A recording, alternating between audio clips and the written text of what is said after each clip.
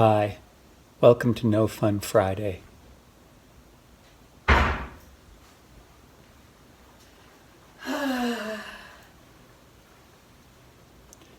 have a special guest here today, my son James, who will help me have no fun.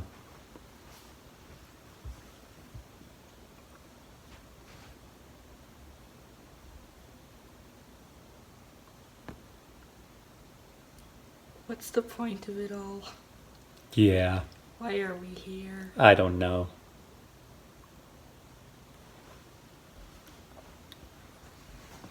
This has been an excellent episode of No Fun Friday. Thank you.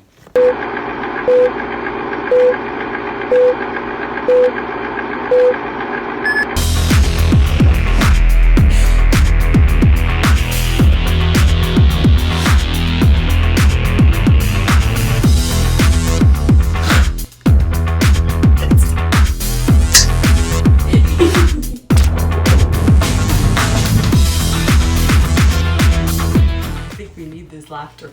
Hello everyone and welcome to another fabulous Friday Funday. I am your host, Mrs. Zygnerski, and welcome to my kitchen. Today we have a very yummy episode for you. We're going to learn how to make red cabbage indicator.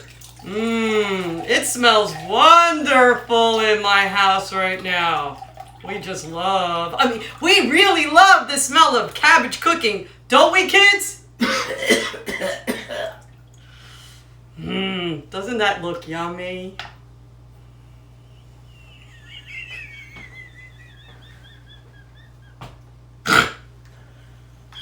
It stinks.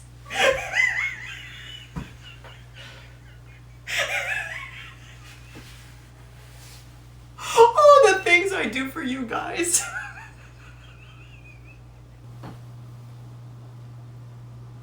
And I love you anyway. In today's lesson, what we're going to do is learn a little bit more about acids and bases. A lot of this you probably already learned, but it's a great refresher. Plus, I also want to show you how we can actually change the pH of some of these materials just by adding one ingredient. That being said, some of the things that we need to know is what's an acid. So, as you may recall, an acid is anything that has a pH of 1 to 6, right?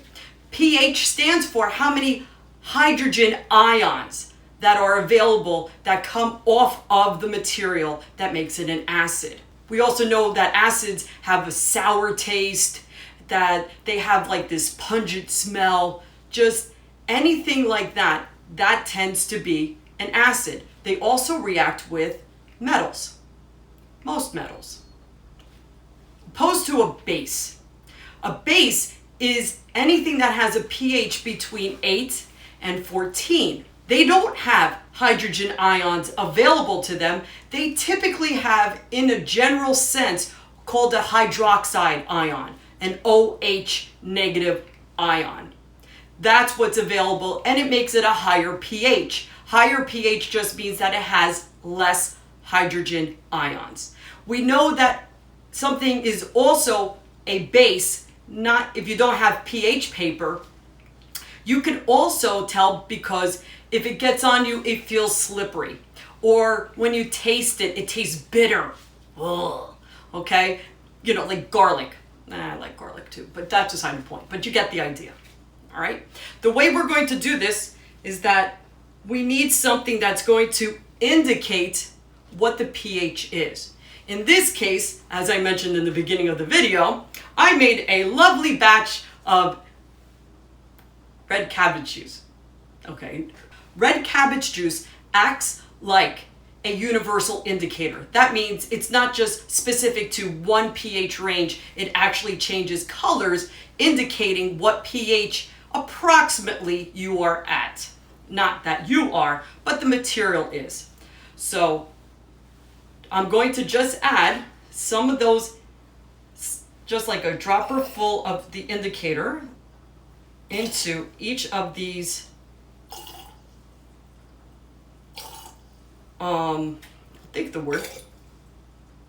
into each of these jars. And I think I'm going to have to add more because I don't know if you really can see what is happening when we add that.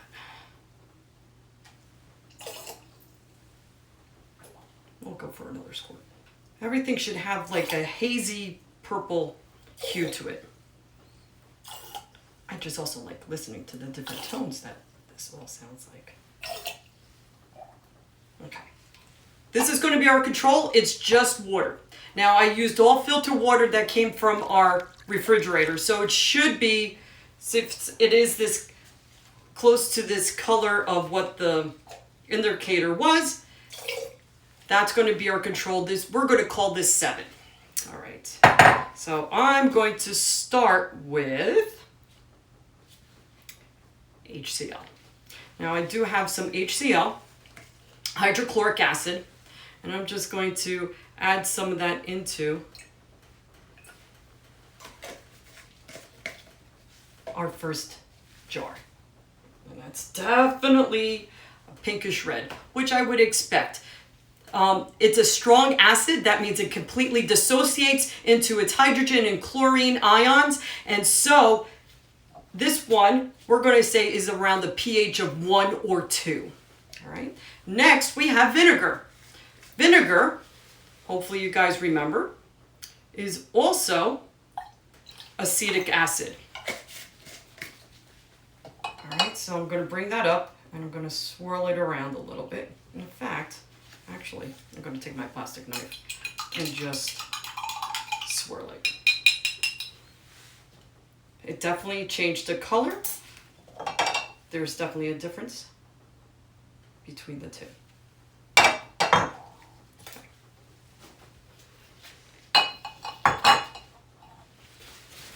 Towels.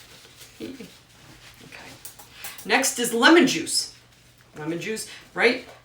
Ever watch a little kid when they didn't expect what a lemon was going to be like and they make that face like their face is going to implode?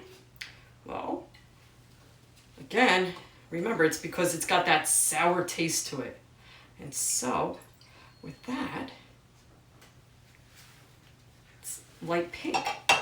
Definitely different from the water. And definitely not as red as the hydrochloric acid.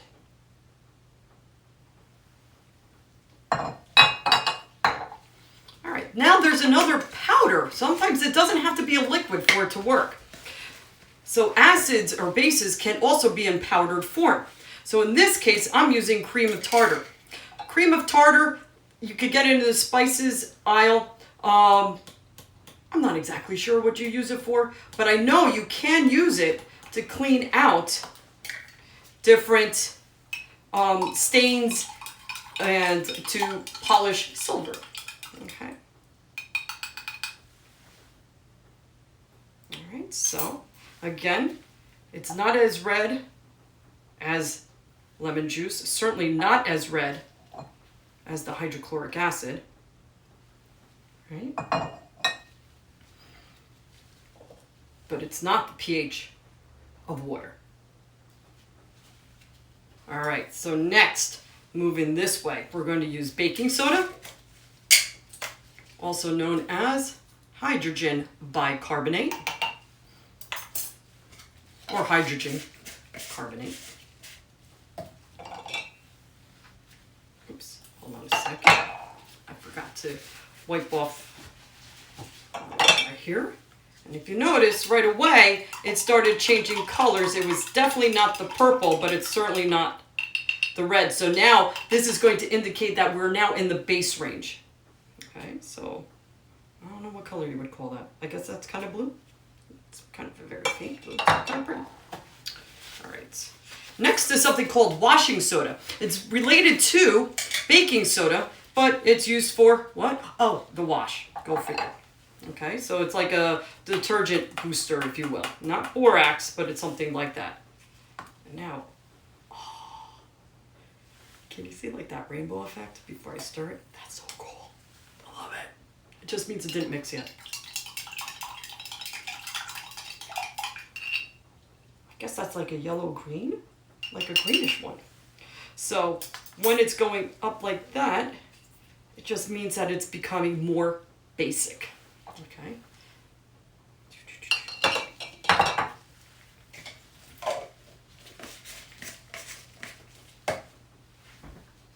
The next type that is also a laundry booster, OxiClean. Power to get those stains out, supposedly. Oops, just one big chunk. Okay, let the boulder go.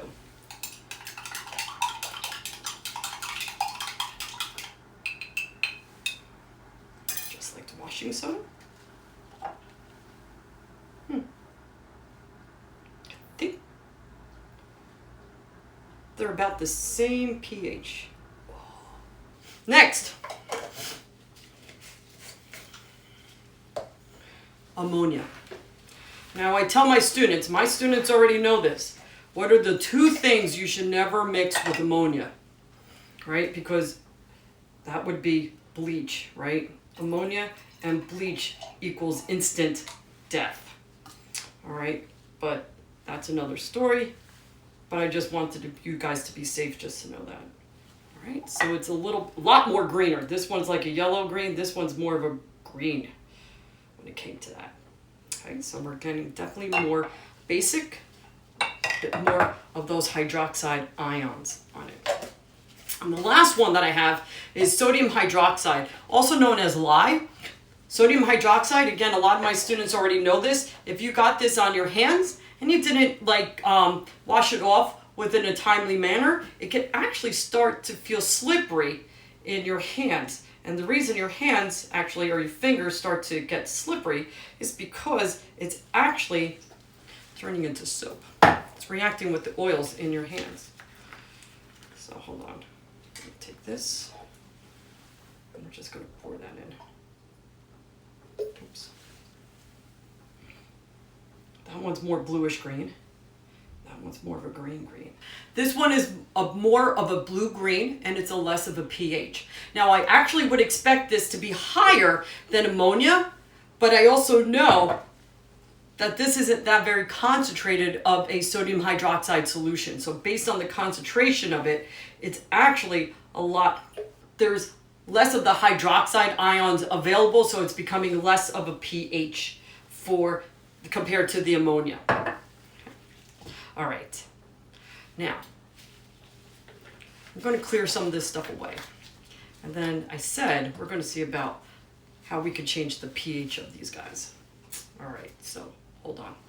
So, one of the things that you don't normally find in your own kitchen, but you just got to know where to buy it, is something that is extremely cold. Right?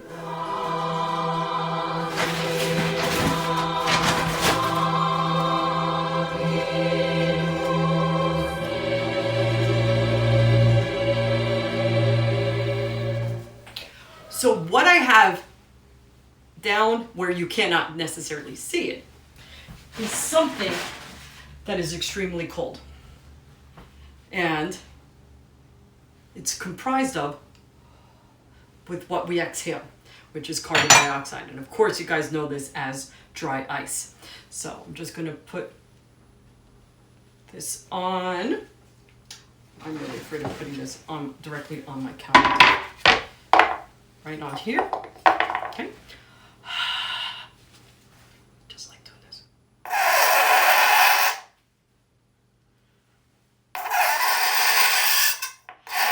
Now, dry ice is compressed carbon dioxide that makes it into a solid.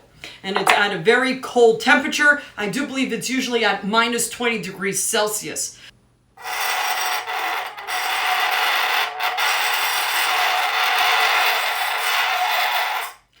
That annoying sound is happening because it is at such a cold temperature. And actually, as you know, at room temperature, carbon dioxide wants to be a gas. And even though this metal spoon is not really hot, it just took it out of my, I just took it right out of my kitchen drawer. Compared to the dry ice, it's really hot. And so it's releasing all of those gas particles, and it's almost as if those gas particles are knocking on here saying, get me out, get me out, get me out, get me out! Okay? So anyway, don't be free, even though it didn't have a sock. Okay, so what I'm going to do, I always joke with my students, it's never a party unless somebody brings a hammer. Hammer time. Hammer time. Break it down. Hammer time. Now, I learned to do this, by the way, guys, when I was in college. When I was a junior and senior in college, my one professor would actually ask if I would do for our what's called A Day, which is very similar to Rutgers' Activities Day, and to do a chemical magic show.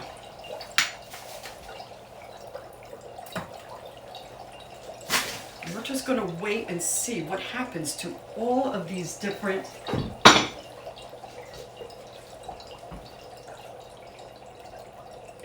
chemicals. This is so cool.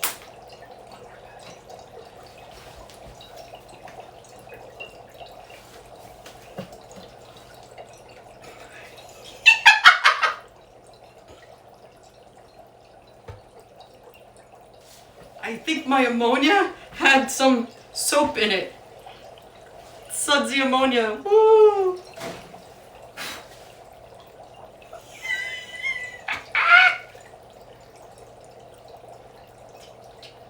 One of the things too, while this is happening, I want you guys to notice about the carbon dioxide.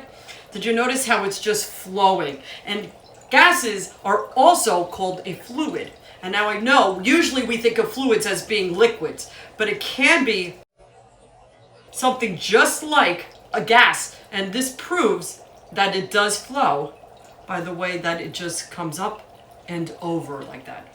It sounds like a mad scientist's house. I don't know, I'm sure this is how you guys probably think that it's like in my house all the time. All right, let's see. I'm gonna start to move things around by pH based off of how quickly things are actually changing. Could also be by their concentrations.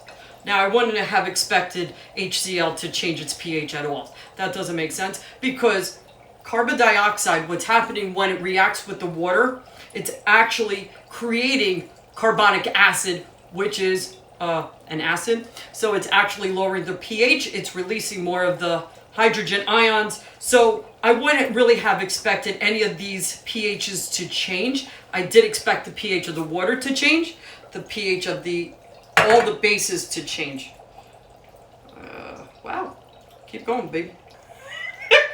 Oh, you could just smell the, nothing like carbonated,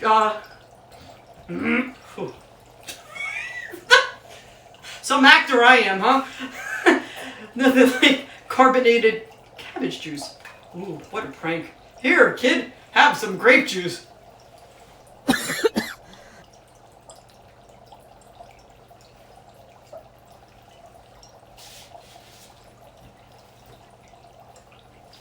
And that's what we have for you today for this fabulous Friday Fun Day. I hope you guys enjoyed and appreciate more of the chemistry that's happening around you at all times. Take care. Bye.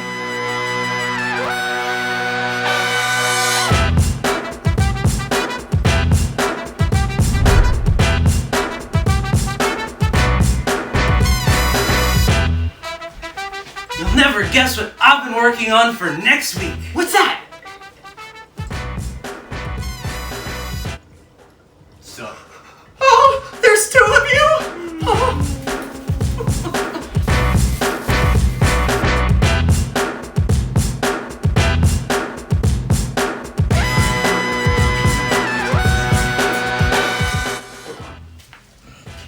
Clean up my spot. Clean up. Clean up.